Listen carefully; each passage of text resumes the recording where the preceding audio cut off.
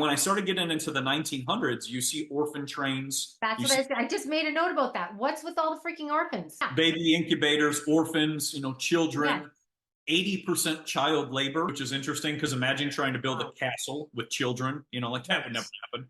They would just be playing and messing around and whatever else. But, so with that, where are all these kids coming from? And then America is called the New World. They've removed the old world and it's become the New World. And they're exploring the New World. Christopher Columbus exploring the New World and that whole narrative. So what happened in America? Why were all these buildings destroyed here, but then all the buildings are still remaining in Europe?